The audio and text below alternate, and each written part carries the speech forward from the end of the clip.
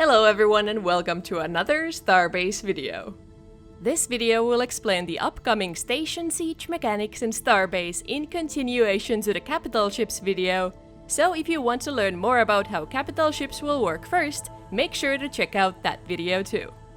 Once you've managed to acquire enough wealth with your protected stations and moon refineries within safe zones, you might want to risk some of that extra wealth for possible massive gains in the vast non-protected universe. This is what Starbase's station siege mechanics exist for. However, the station siege mechanics are still a work in progress and won't be finished until a few months after the early access launch, so the details of it all might change over time, but this video will explain what the current plans for it are. The value of stations can be enormous since they can, for example, have atmosphere pumps or factories within them or produce solar power. This can make them tempting targets for attacks. Stations that have been built outside the protective safe zones of their starting areas have a dynamic safe zone. A dynamic safe zone can be nullified in certain conditions. If an enemy company has a military capital ship at least of the same size class as your station, they can try to attack it. However, the station will be notified of the upcoming attack in advance when the charge-up time for the military capital ship's fast travel towards the station begins.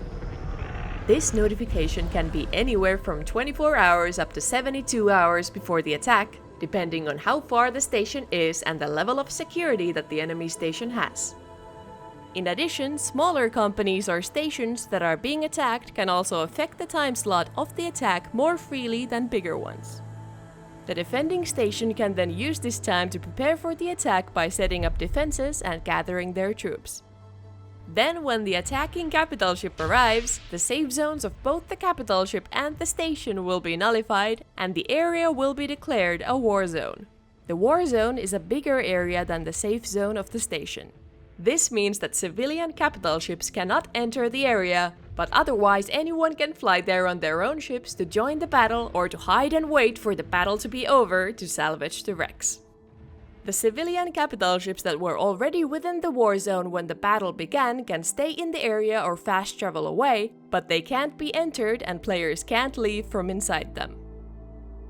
The way to capture the station starts from its edges. The stations are divided into cube-shaped areas, and 2 to 8 of these areas at the edges of the station are considered starting points where the attackers can begin capturing the station.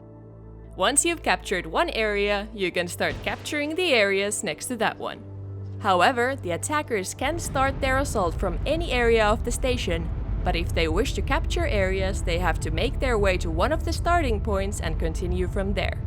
The way capturing an area works is that when only one company or faction has a 90% majority of troops within the area for a certain number of minutes, they'll have captured the area and can continue to the next one.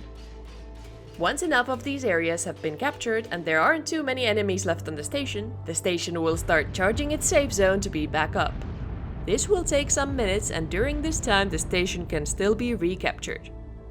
Once the time is up, the safe zone will be back to guard the owners of the station. Furthermore, it will take some time after the battle for the surrounding areas of the station to be protected again by the safe zone.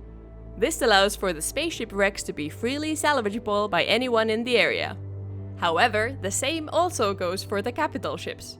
While the attackers are attacking, the defenders can of course also sneak into the attacking capital ship and damage it so it can't fast travel anymore, or steal it for themselves, as capital ships are very valuable as well, in most cases even more valuable than the station.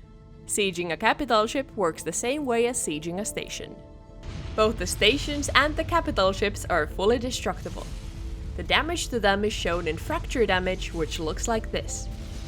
In addition, besides just destroying things, you can also freely weld new parts to the station, so the defenders and the attackers can build defenses in the middle of the fight as well. After the battle, the winners can try to recoup their losses or even make some profit by salvaging the wrecks that have been left behind and either selling or recycling the materials in them. In addition, the broken areas of the station leave an exceptionally rich mineral cloud around them for a while after the battle. This cloud consists of the same materials that the destroyed station parts were made of, and if there are destroyed ships around, their materials will be in the cloud as well. These can then be harvested using an atmosphere pump, and because of the richness of the mineral clouds, the materials can be harvested much faster than normal. The station can then be repaired using the same self-built mechanics that can be used to build the station in the first place.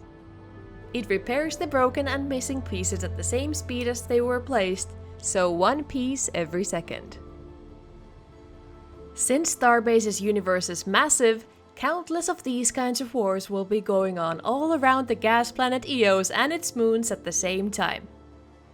This means the station sieges will offer you plenty to do, whether you're looking to be a ship designer, a gunship pilot, a salvager, or something else. Whichever it may be, we're looking forward to seeing you in Starbase's early access later this summer.